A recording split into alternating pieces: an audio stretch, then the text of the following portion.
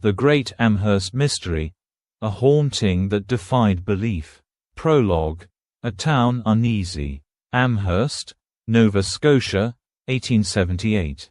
A frontier town perched at the edge of modernity, its streets muddy with autumn rain, its lamps flickering against the Atlantic wind. The residents of Victoria Street went about their days as though nothing extraordinary was about to break upon them. Yet in the upper rooms of a modest wooden house belonging to Daniel and Olive Teed, something had already begun, something that would, before long, turn Amherst into a name whispered across Canada, the United States, even Britain. The tale centered on one young woman, Esther Cox, 18 years old, pale, slight, with dark eyes that seemed both frightened and defiant. Chapter 1. The First Signs. The story begins not with thunder, but with silence. In late August, Esther suffered what neighbors called a fright. A local shoemaker, intent on courting her, turned suddenly violent. He dragged her into a secluded spot, brandished a revolver, and threatened to kill her if she refused his advances. Somehow, she escaped, terrified, trembling, changed. Witnesses later swore that after this incident, Esther seemed haunted. She grew nervous, restless at night, prone to fits of weeping. Her family dismissed it as shock. But weeks later, the house itself began to respond to her distress. At first, knocks, sharp, deliberate raps against the bedframe. Then, rustling under the mattress, as though some small animal clawed to get out. Esther cried out, and her sisters, rushing in, swore they heard the same. Soon after, a trunk at the foot of Esther's bed began to slide across the floor. Heavy enough that two men would have strained to move it. Yet in the flickering lamplight it scraped forward, inch by inch, as Esther shrieked. Chapter 2. Witnesses gather. Word spread through Amherst like fire in dry brush. The Teed household became a stage. Neighbors gathered, ministers took notes, and skeptics came ready to expose a hoax. One of them, Dr. Carrot, a respected local physician, agreed to sit up through the night. He later testified, "I placed my hand upon the girl's wrist. Her pulse ran fast, but steady. While I held her thus, the pillow beneath her head swelled as though inflated by invisible breath. The bedclothes rose. Then, with a violent wrench, the pillow was torn from beneath her and cast across the room." Skeptics insisted Esther must have thrown it herself. But as one witness noted, her hands were in plain sight, clutched like claws at her breast. That same night, scratches appeared upon the wall. Letters gouged into plaster as though by a steel point. Esther Cox, you are mine to kill. Chapter 3. The poltergeist escalates. The phenomena grew darker, louder, more violent. Matches ignited spontaneously, dropping on the floor at Esther's feet. Knives flew across the kitchen, burying themselves in the woodwork. Loud detonations, like cannon fire, shook the very walls. At one point, Esther writhed on the bed, gasping that she was being stabbed. When her nightgown was pulled back, red welts and punctures appeared across her skin, beads of blood welling up.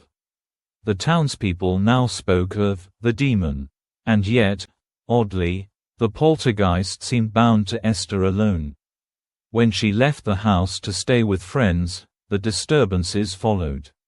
When she was sent to a nearby village, the voices and the blows pursued her there. Chapter 4. Investigators and charlatans. By early 1879, Amherst was famous. Newspapers dispatched reporters. Spiritualists and skeptics alike traveled hundreds of miles to witness the mystery. One clergyman declared Esther possessed by Satan. Another swore she was chosen by God to expose the weakness of modern science.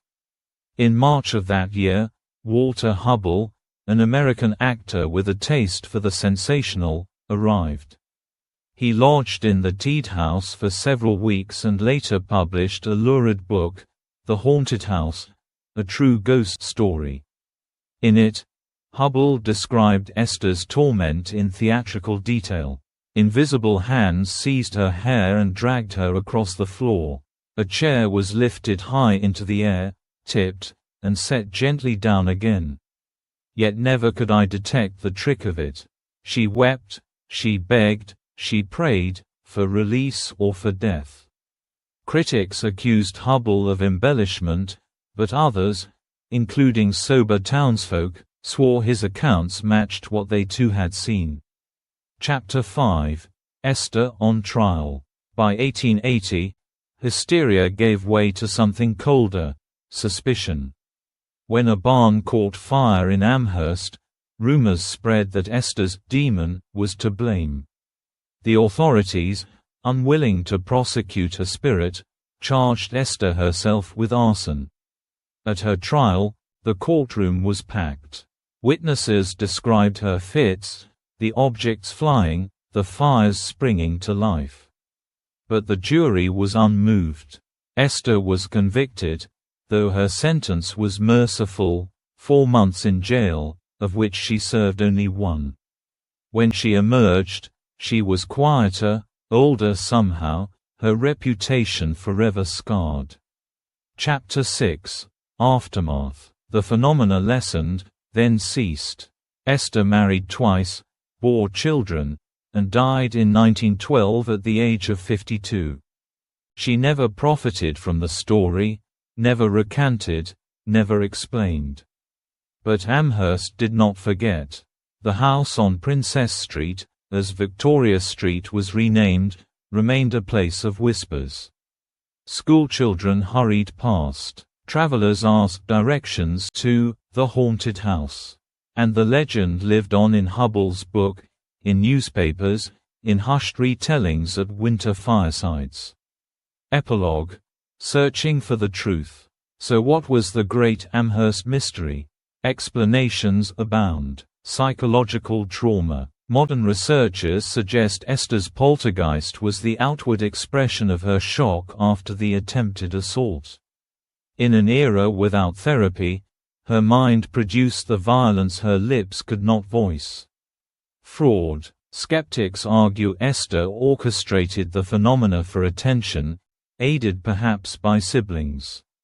But how to explain events witnessed under strict observation, or the marks that appeared on her skin? Poltergeist. Believers point to the consistency of the phenomena with other global cases: noises, moving objects, fires, attacks linked to a young woman in distress. To them, Esther Cox remains one of the most compelling victims of a genuine haunting. Whatever the truth, one fact remains: the people of Amherst saw something. They signed affidavits, swore oaths, risked reputations.